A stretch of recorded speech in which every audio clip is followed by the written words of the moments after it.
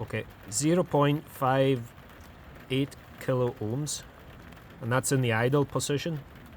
And then if you move it, it will increase as you're turning anti-clockwise. It's up to 0.9 kilo ohms, and then it starts to drop. We're not even a third of the way around the track. Oh, sorry.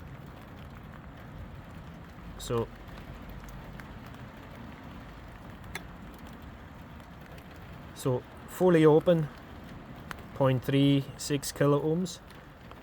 Fully closed, 0.6. No, you're on the same pin, I think. That's a little bit, I think. No, it's not. Okay, that's good. Yeah. So, idling, 0.6 ohms, 0.9 ohms, and starts to drop.